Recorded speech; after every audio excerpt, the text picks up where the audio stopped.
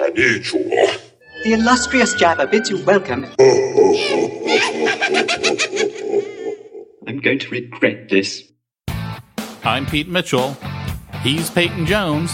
And this is the Church Planter Podcast, brought to you by Church Planter Magazine.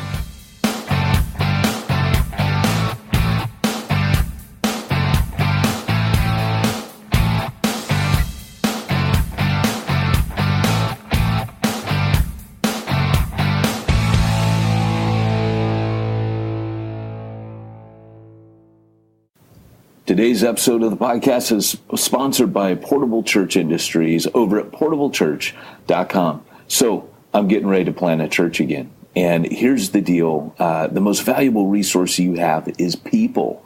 So the important thing to remember is it's worth making an investment in the people that are serving your team, your setup, your teardown, all of that. And Portable Church has actually made that a whole heck of a lot easier so that you're looking after your greatest resource, your people. Make the setup and teardown of your church easy, logical, and play a game of Tetris when you're packing up and unpacking. And trust me, that will pay out dividends to your church plant in a way you never expected before. Again, head on over to portablechurch.com. And remember, if we don't believe in it, we're not going to tell you about it. portablechurch.com. The Church Planter Podcast isn't the podcast that planners deserve, but the podcast they need. Hey, Church Planter, this is Pete Mitchell. And this is Peyton Jones, and I am on the road. This is a car cast. Where are you going today? Well, it's a funny thing you should ask that. I'm on my way to a meeting with Larry Osborne, which I just said to impress you. And then from there, I'm going to be in Carlsbad for a couple nights, and then I got to fly to Atlanta. So, yeah, it's going to be it's a weird little thing, man. I had to pack for like two separate places in one suitcase. Yeah, see, that would be impressive to me if I had any idea who that was, but I really don't, so it doesn't do anything for me. He wrote a rad book called Sticky Teams. Yeah, he's had some really cool stuff that he's done. So, yeah, man. So, we were talking about our podcast the other day and how we do afternoon podcasts. We're kind of... When we do the afternoon podcast, we're kind of like SpongeBob and Patrick when they go to the Goofy Goober ice cream parlor and they've had too much ice cream and they're like they're ice cream drunk. They're not drunk, but they've had too much. They have like ice cream hangover. And they've got the whiskers and they're singing songs, and that's how I feel we do afternoon podcasts. So although this is a car cast for me, it's a morning podcast. You got to give it that. That's got to count for something. Yeah, and I just like all of our listener to know, singular, that I don't watch SpongeBob, so I have no idea what you're talking about with that whole analogy. Dude, SpongeBob the movie. I went to a movie theater up in Oregon that served you food while they showed you the movie. And it was the old, kind of pub layout where it was giant bar tables. And it was like a pub with a movie theater in it. They were showing SpongeBob the movie. And the Hoff was in it, David Hasselhoff. Had a lot of ball jokes, so it was kind of a win. Well, I'm going to take your word for it. I got no comment on that, unfortunately. You need to watch a SpongeBob movie, that's all I'm saying. You need to get a little SpongeBob in your life, Pete. I don't think I do. You have kids. You have an excuse. I finally had an excuse to watch cartoons when I had kids. Well, I will say this. Kids have been a great excuse for me to do and get a lot of the things that I couldn't. Like, I always wanted to go to Legoland, but you can't go to Legoland unless you got kids. Otherwise, you're called a pedophile. So I could never go until I had kids. Now, I love going to Legoland. Yeah, there's a lot of weird people walking around Disneyland. You don't see that so much at Legoland, but there's a bunch of weird people walking around Disneyland like, oh, I like Disneyland.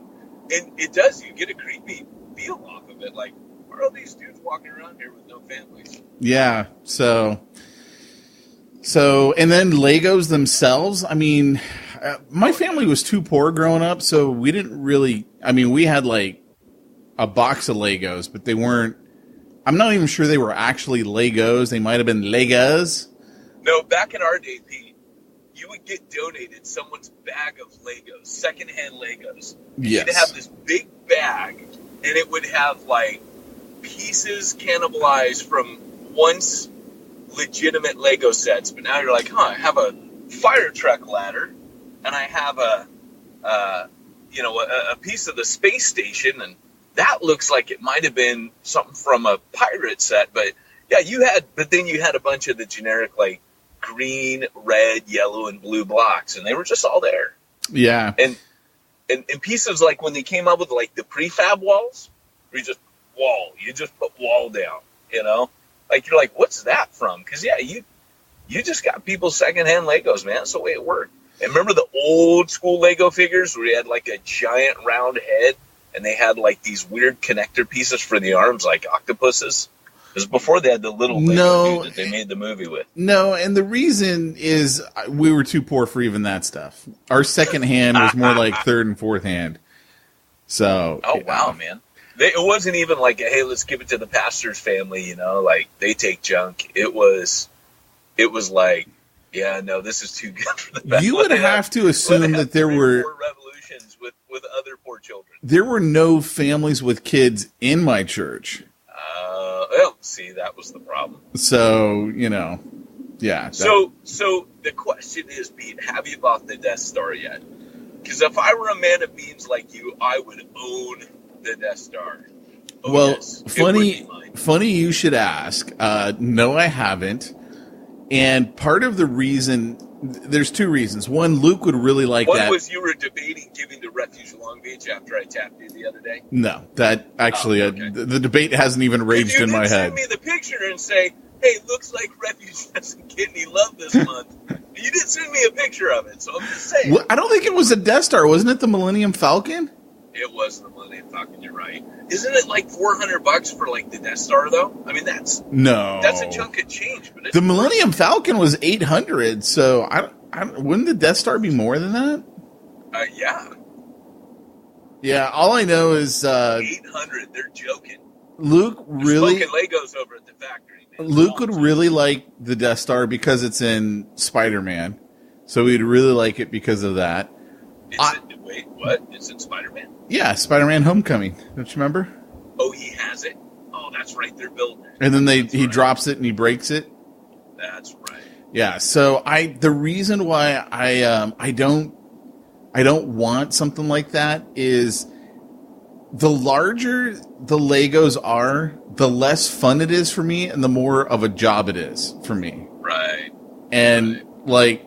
Jamie got me for, I don't know, Christmas or my birthday, one of those, BB-8. And it was over 1,000 pieces. It was like, I don't know, 1,200 pieces or something. And I literally, like, put it off for months because I was like, I don't want to do this. This is just a job. And then I was like, Luke really wanted to do it one day. So I'm like, look, we're going to do this over a minimum of 3 days. Right. And, yeah, because it takes away the fun when it's that big. Well, I gotta say, I build Legos with Liberty. Now, she's a girl, but they do all happen to be Star Wars Legos.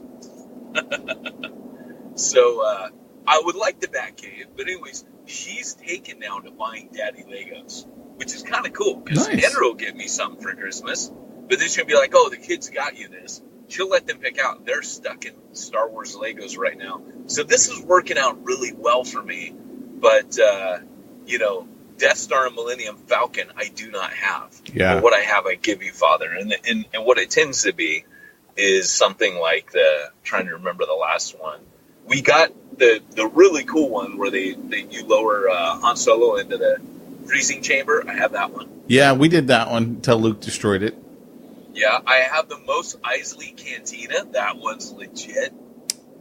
We don't have the Mos Eisley. We've got the Mao or the priest, whatever her name was. The priest. The lady who'd been alive for 1,000 years in the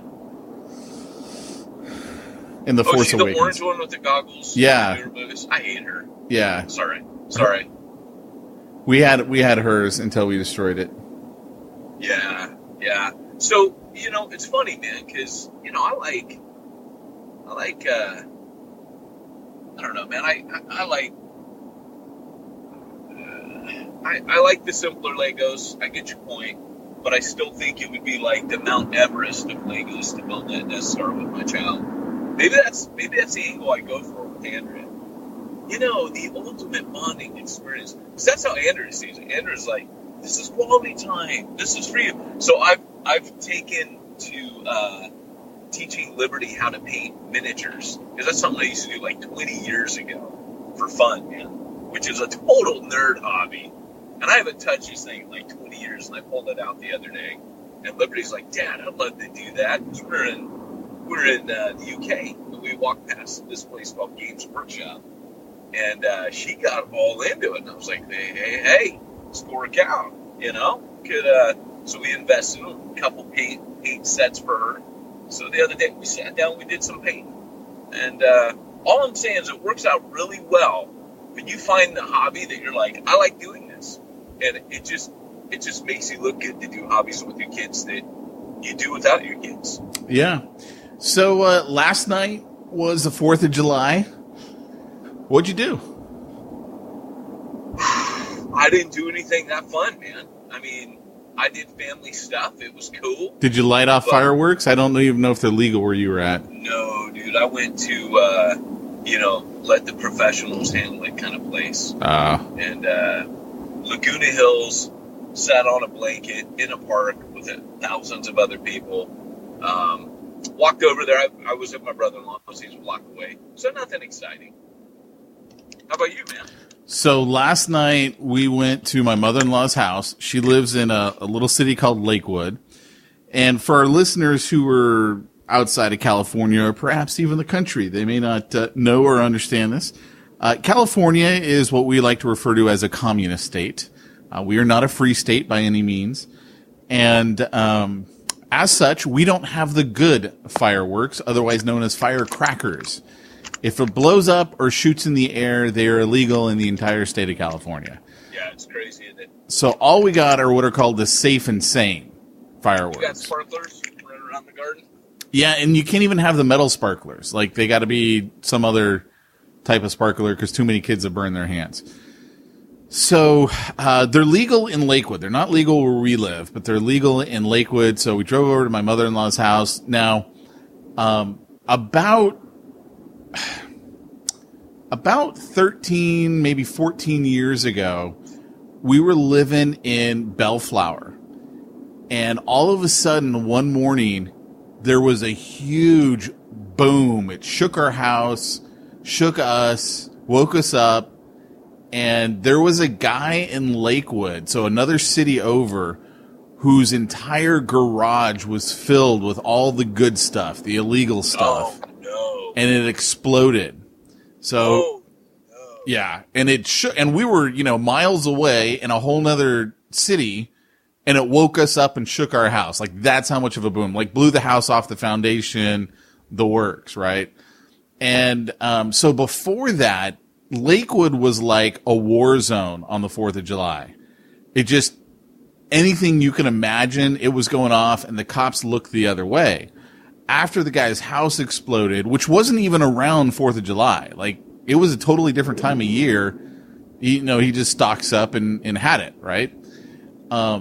After that, it was like they brought out the helicopters, they had cops walking the streets, and so none of the good stuff came out. Well, last night, it reverted back to being a war zone. Like, the illegal stuff was going off like crazy. We're at my mother-in-law's house, and there's a family friend who rents out, the garage. And he's in construction, and so he had bought, like a couple of years ago, he had bought a box of fireworks that were from Arizona. So it was all the good stuff, right? Because Arizona's a free state. They got all the good stuff. And so he's sending up the mortars, and I'm enjoying watching them. And he offers me, hey, do you want to light one of these off? And I'm like, no, because I'm thinking, I really worked hard, as you guys know, to get my concealed carry weapons permit, and I'm like, I'm not screwing up my permit, right? because this would be considered an unwise decision and they could yank it from me.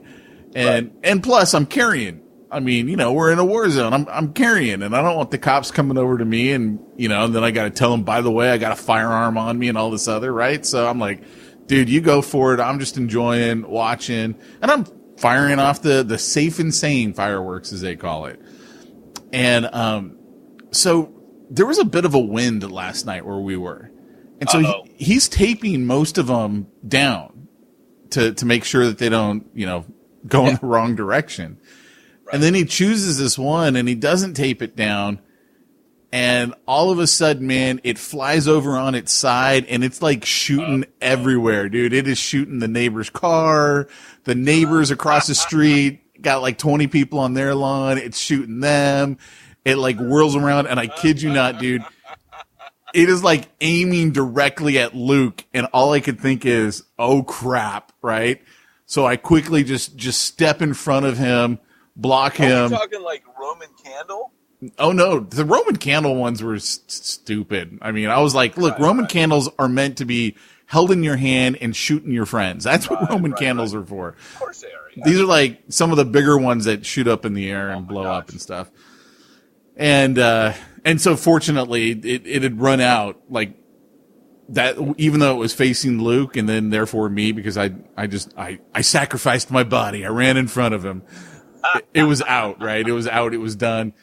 And so, but it still looked good. It was kind of like me with the hobby thing. It just looked good that you. It actually made me feel good. I was like, okay, good. So that is my first instinct is to take care of my kid. I wasn't sure. I'm like, I'm such a selfish little prick. I don't know what I would do. So for me, it was like a hand on the back, pat on the back moment. I'm like, good job, Pete. The longer we're friends, the more our disrespect for each other grows. I was happy, right? I was happy that was my first instinct. So then a mixture of pride and horror is going through me at the same time. This is a beautiful summary of our friendship. I was happy though. This was a good thing. This isn't bad. Oh, this is wonderful. It's just that it was a question. That's all. Well, of course it was. I'm such a selfish prick most of the time. I have no idea, right? Until I'm faced with that moment. So then one of the neighbors from across the street, I don't know if he lives there. I don't think he does, but it's just big black guy. He comes walking across the street and he asked me, he goes, "Hey, what happened with that last firework?" And I'm like, dude, don't look at me. I'm safe and sane. Ask him, like right? You had done it on purpose. I'm like, dude, go talk to him. And my buddy's like, yeah, we're taping them down now. We didn't realize we needed to tape that one down. The guy's like, okay, that's cool. And I was just like, dude, I'm not getting in trouble for this, man. I did not, but why are you approaching me? I'm not the one firing them off. Go talk to the other guy. And then literally right when, my buddy went out there to go light, one of the big ones, an unmarked cop car goes driving down the street. Oh no. Right next to them all. And I'm like, dude, you know who that is, right? And he's like, yeah. And I'm like, all right. So it was interesting, man. It was interesting. It was a war zone in Lakewood last night. This was the biggest dilemma for me last night was creme brulee or fresh peach pie.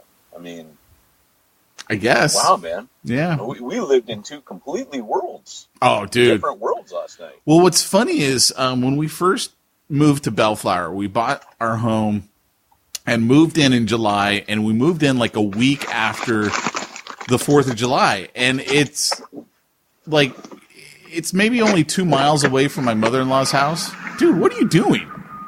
Me? Yes. Getting out of my car. Yeah, no kidding. Oh, is it loud for you? You think?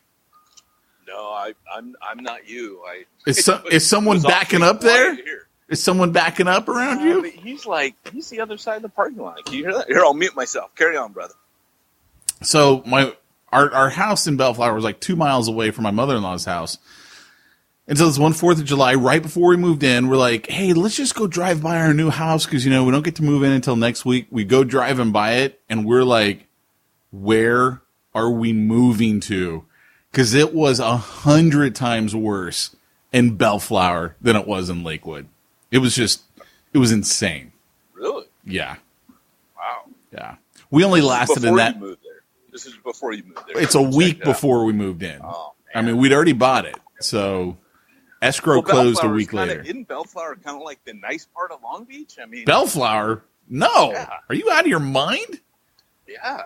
No. No, man. I went to downtown Bellflower years ago. Dude, Bellflower sounds like a pretty place in the same way Hawaiian Gardens sounds like a pretty place. That's true. And they're not far from each other. No, it's funny, they are. 'cause they're all kind of in the rough, like, vicinity. But, like, I always think of, like, Bellflower as an extension of North Long Beach. So I don't think of it as, like, I think it was kind of nice. Like, Well, but North Long Beach isn't nice either. What are you That's talking what I'm about? saying. Well, that's what I'm saying. But as opposed to, like, downtown Long Beach, North Long Beach, you know what I'm saying? No. There's a reason we left after living in that house for 2 years. We were like, okay, that's it. We're out of here. Boink. Yeah. And took off. Took off and never looked back. Hey, man, I don't blame you. I don't blame you, but man, that's yeah. Yeah. Well, I got nothing to say, man. I can tell. I can tell you're too busy going wherever you're going instead of being present for the podcast. No, that's not true, man. I'm actually biding time. My meeting don't start for 30 minutes, so I'm just chilling, walking around. I just always assumed Bellflower's a little bit nicer because it wasn't in the heart of Long Beach. Yeah, it's not. No, not even close. But anyway, let's go ahead and get into our topic. Doc? Great Scott, it's time for this week's topic. Let's get down to the nitty-gritty. So here's today's topic for everyone. I know you've been wondering why I didn't bring this up earlier, because I wouldn't let Peyton talk about the topic he wanted to talk about. So he said, okay, you got to choose. So here's my topic for you, Mr. Jones. Which I have no idea what we're going to talk about today. So this is going to be kind of like Jeopardy.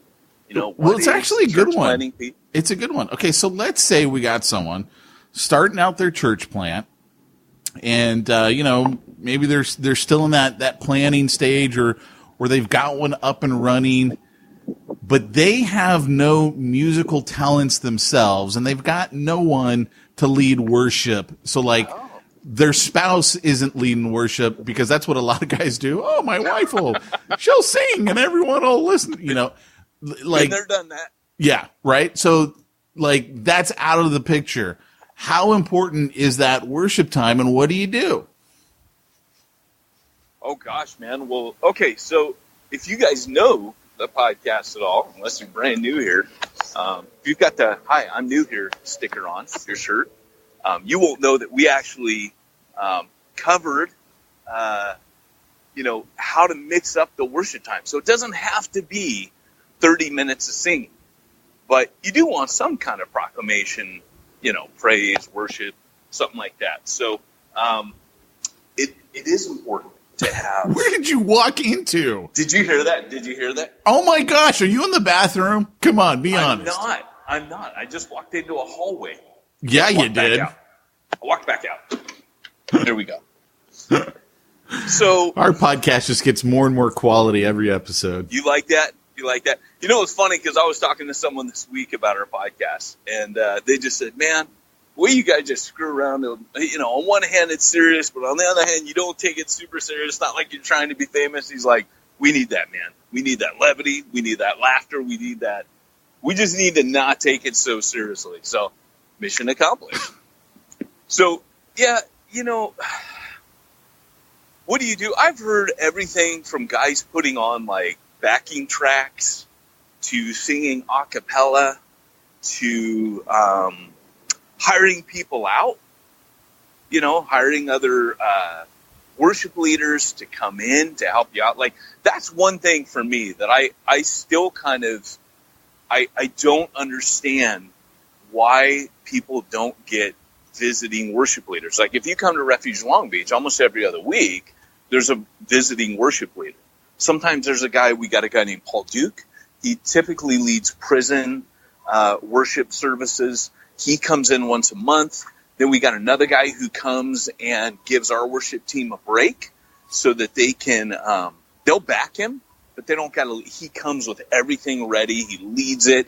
They might be there just doing a little bit of background stuff. It'll be like a thin down worship band. And then we got our full worship team that does every other week.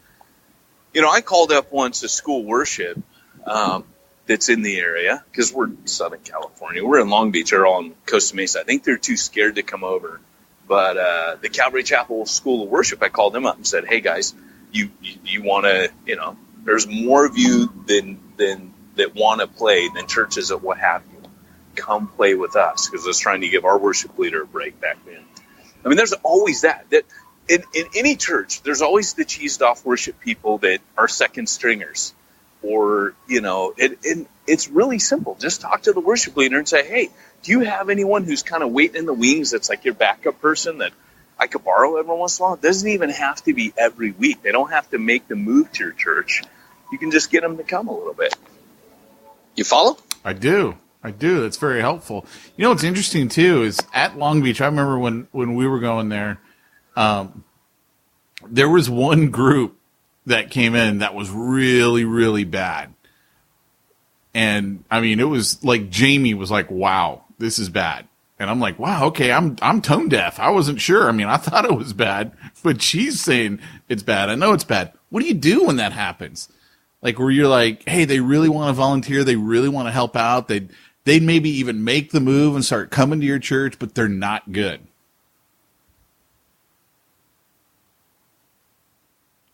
Lost sheep shepherd. Come in, over. Oh, sorry, dude. I had you on mute.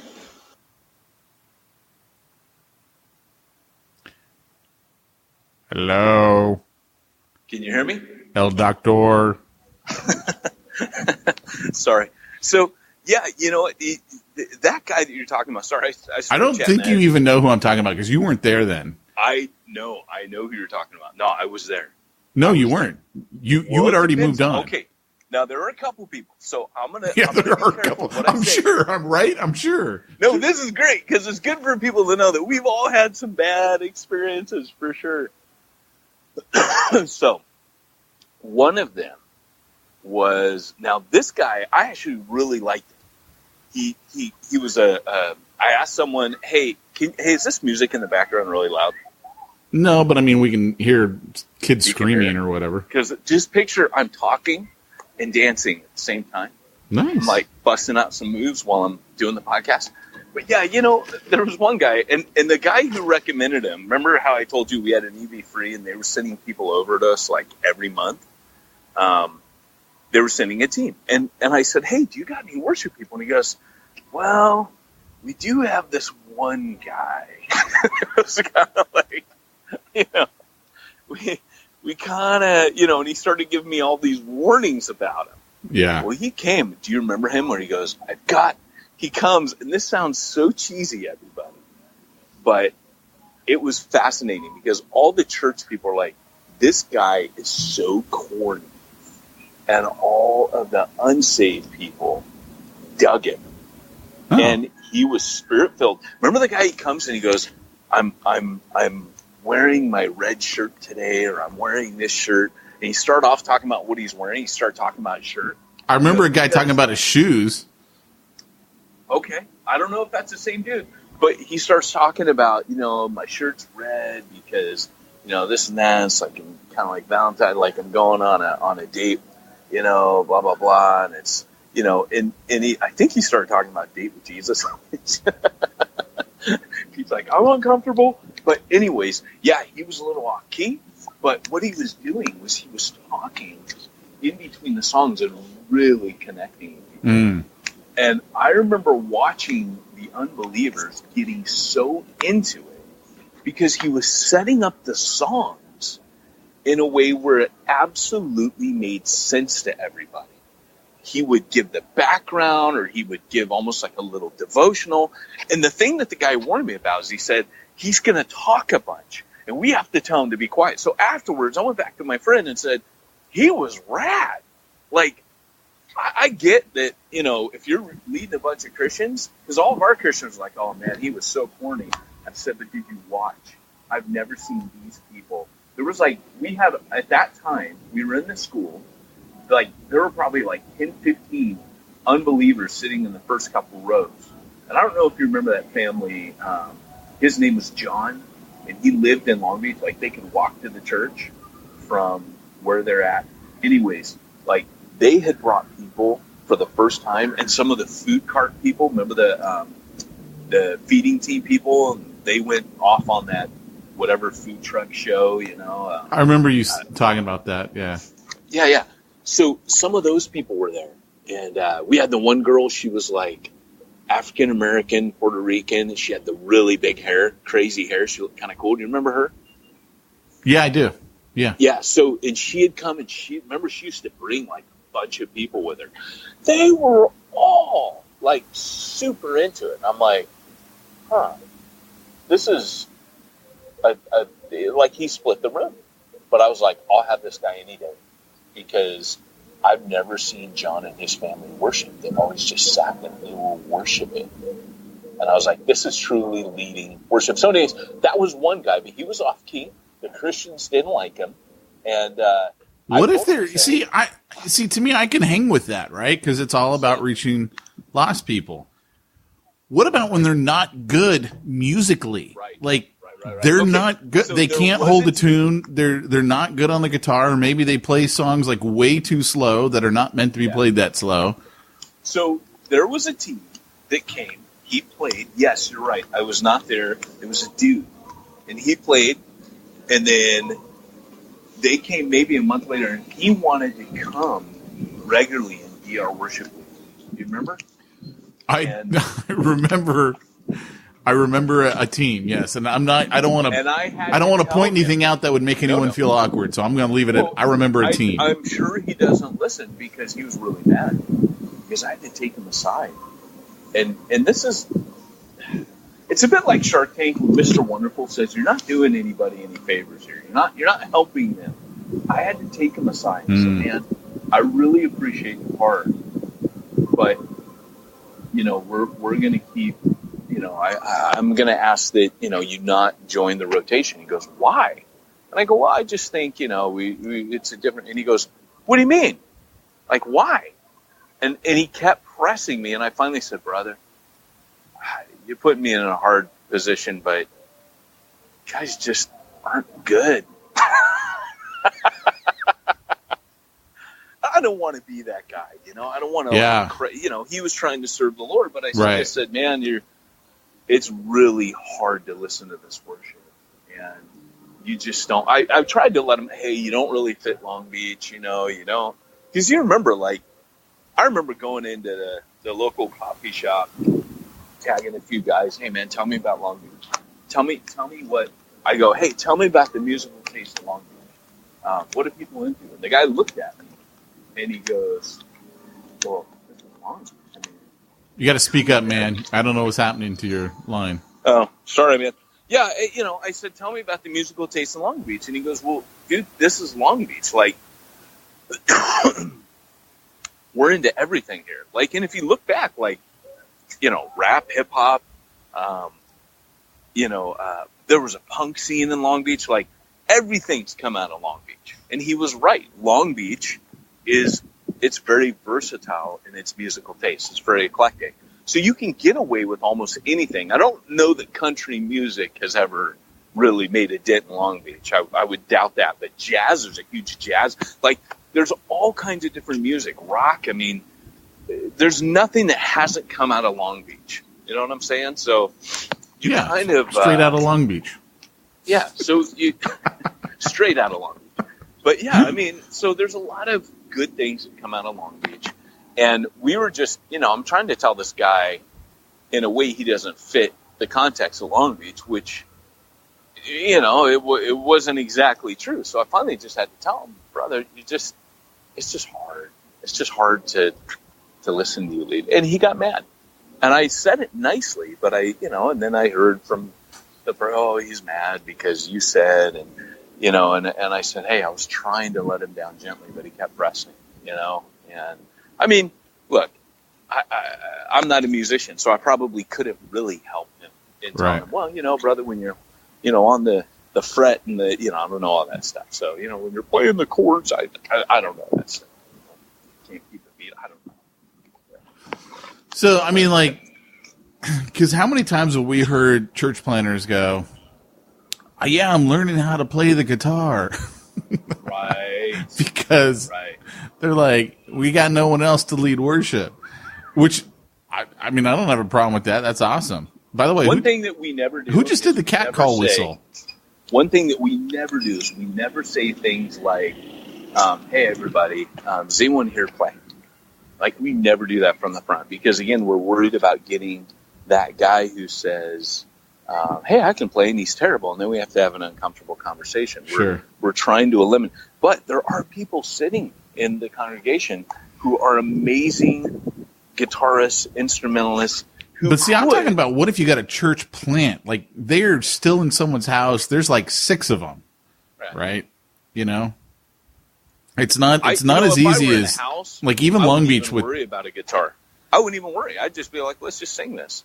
It's really cool. My favorite type of worship is when you're in a prayer meeting and someone spontaneously breaks out in the song. And what I would do in that case is I would start fostering that kind of worship atmosphere where you're literally it's not planned. It's not now's the time at which we sing songs about Jesus. I would say, no, you discuss, you pray, and out of the overflow of that, praise erupts. You close your sermon by singing an a cappella, Amazing Grace. You sing, you got to teach people. Or you say, hey, guys, I want to teach you one. I'm going to sing it. You repeat it after me, and then we'll take it from there. We'll run through. I'll lead it. And boom, boom, boom.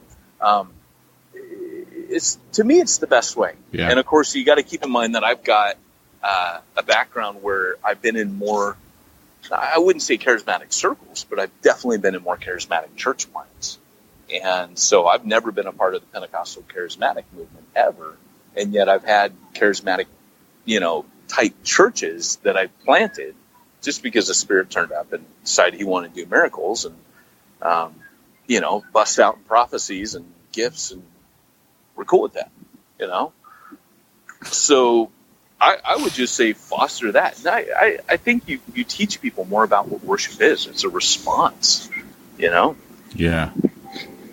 As far as the in a living room setting, in a home, I think that's the easiest. But once you get to the place where you're going to hit the congregation, now you're talking a whole different animal. Then you kind of do need something, unless you want to just have a cappella worship. Backing tracks to me, it exudes cheese. It's just it's high on the corn factor. It's funny.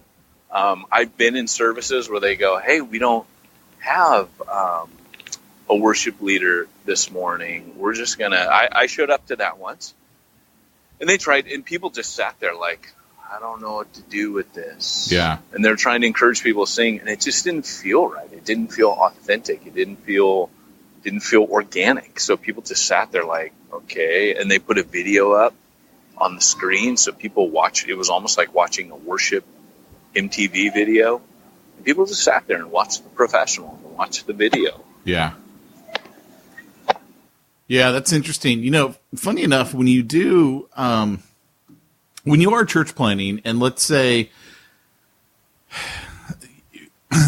most people aren't going to do their church in the park, in the open air.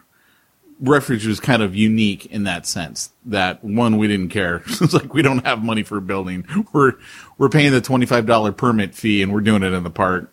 Get off our back, right? But the music that you play, that you do as a church, can attract the crowd, can attract people who are walking by when you're doing open air stuff. And I do think it is, it's one of those things that I think you need to think about your music too, in the context of the community that you're reaching.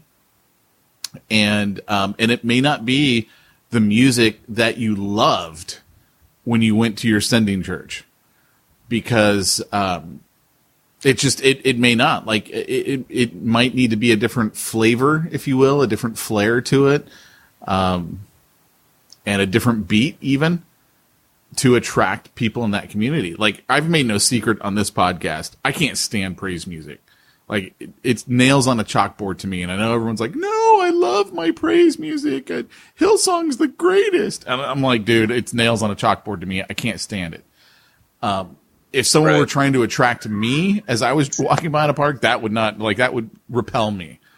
Yeah. But I think, too, back to an interview we did with Derwin Gray, this has been now a few years, and he was talking about their music, and he's like, look, we've got a good mix of the black community, the Latino community, the white community. He's like, our music's got a little bit of flair to it from the Latino side, and I mean, it was like they had almost like their own music that they were utilizing, and it worked in their context. And I just think that's also something that people need to consider. It's okay to use music that you haven't been used to. Let me just leave it at that. Let me just throw it out there like that. Yep.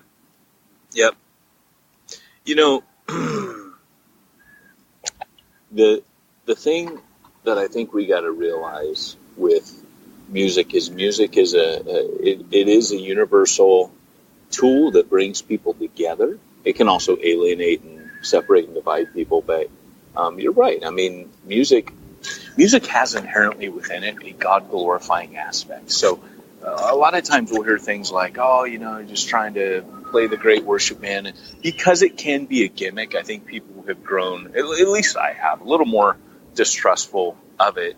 But it's not a bad thing. And I think we got to be careful not to, just to point out what you're bringing up, that it can really bring people in. You and I have talked before that having non-believers on the worship team, that always turns out very positively for us. We'll have unbelievers on there, and they always get saved. Like, without exception, I've never seen it not lead to someone coming to faith. So, when we talk about worship, when we talk about instrumentation, even if a guy's playing like Rage Against the Machine, I take R.C. Sproul's take on that. If it's good music, it automatically glorifies God, regardless of what they're saying. It's the talent itself that glorifies God. It's why the Catholics, and even in the temple, where God was like, hey, I want your skilled musicians, your skilled artisans, your skilled weavers of fabric, your skilled gold workers and gilders. I want them to glorify me with their artistic talent. So we need to remember that. Yeah. C.S. Lewis was like second-rate lyrics set to third-rate tunes. That was his summation of worship. I would love to see kind of a revolution in the worship. I do think there's some good people out there doing some. I've recently tuned into Citizens and Saints. I know I'm years behind. Dude, talk up. Speak up, bud. I don't know what's going on with my phone, man. Yeah, but, now you're better. Now you're talking into the mic. Okay. So no, dude, the mic's on me. Like, it's not moved. I don't know what's going on, but Citizens and Saints is a band that I've recently discovered, and I'm years behind the curve on this, I'm sure, but they were good, and I was listening, going to my wife, hey, this is good. I thought this was Thrice, and that's a band I like a lot, and they sound a lot like them. Came out of Seattle, but I think if you have a worship band who's good, that's fantastic. But you also have to make sure, and this is where I think it comes back to what Matt Redman brought around years ago. I need to know that we're still singing to Jesus. Yeah. I need to know that if you strip all the music away, I have to know that if the Spirit of God is in the room, we can still worship Him. We can still do this without all that. If I don't feel that from a worship leader, like this is not the main course. This is just the salt and pepper. This is just the garnish. I need to know that the main course is Jesus Himself. And that's something that I think you can't duplicate. That's why I'm saying, like, back to your core team, if you set that kind of spontaneous, very organic, very natural atmosphere of worship where anyone can just kick off worship at any time, it sets a pattern of what worship really is with that church. And the other thing that I would say, this is totally off topic, but connected with worship. one of the things that I'm going to be recommending with Refuge Long Beach coming up is that they do a afterglow once a month. And I've told you guys that I used to do that because I had so many charismatic Pentecostals. We had Reformed, we had Evangelical. It didn't matter. We had everybody back in Wales. But, I had a stronger mix of charismatic Pentecostals there. And I had to have a kick out the jams night. And it would just be, that's what we call this, kick out the jams. Because they had stuff they wanted to do, like run around the room and have banners and flags and stuff. And I didn't care. Like, I would tell them, I think it's funny. You do that, I think that's really funny. It doesn't do anything for me. But if you want to express Jesus like that, we'll have a night where you can do that. We won't bring any non-believers because we stick to the no crazy rule. But if that's what you want to do, we'll kick out the jams once a month. And it was great. And to be honest, the night never got crazy. It just got deeply spiritual. And what I would say, just because I gave them the permission, but I would always be honest with my congregation. I tell them, like, hey, I think you're funny when you do that. I'm going to probably laugh at you. But, just know we're friends, and I trust that that's a beautiful thing coming out of your heart. But it just looks funny to me. But, the cool thing is I want people, if they feel they need to dance before Jesus, to have that opportunity. If they feel they want to clap their hands, I mean, you go to Hawaii. I remember speaking at churches in Hawaii. I used to get all the good gigs. But they would hula dance to worship. Sure. I remember thinking, this is rad. I love that different people express themselves differently in worship. And I want people to be able to do that. But it's got, I would say to all of you church planners, please don't just relegate worship to your Sunday morning service, because you are doing your people a disservice if you teach them by your actions and how you've structured things that that's the place for worship. Have an afterglow. Have times of worship and prayer where the people can just come, and it's just that. It's at the feet of Jesus time, and that's all we're doing, and that's all we need to do. Does that make sense? Yeah, it does. So, anyways, well, hey, I wanted to just kind of spend some time, Pete, talking about and all that, looking for worship leaders, and it's the same segue every time. All that looking for worship leaders, Pete. Teach your people about worship, planning these afterglows. Surely it doesn't leave enough time for, things like planning your finances, tax exemption, doing your accounting. Does it, Pete? Well, it's funny you should mention that, because that's the exact same reason that we use simplifychurch.com, because they take care of all of that junk work that we don't like to do. Plus, they even do worship leading for us, which is really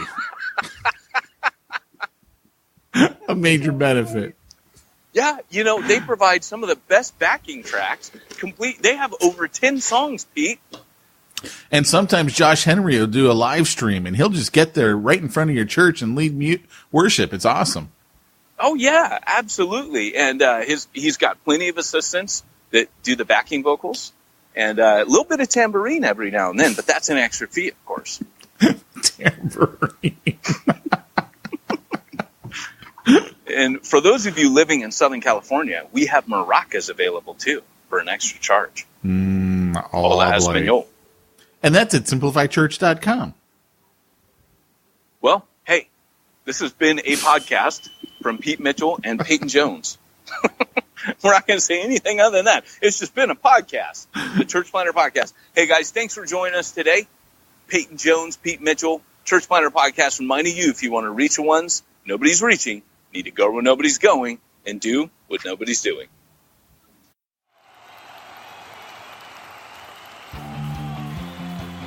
Thanks for joining us for another weekly episode of the Church Planner Podcast with Pete Mitchell and Peyton Jones. We'd love to hear your comments on this episode of the Church Planner Podcast. Visit us online and let us know what you thought at churchplannerpodcast.com.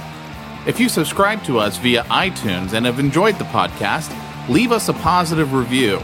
The more positive reviews we receive in iTunes, the more iTunes will promote us to other church planners who would benefit from this show. This podcast is brought to you by the Church Planner Magazine, which is available in the iTunes newsstand or online via churchplannermagazine.com.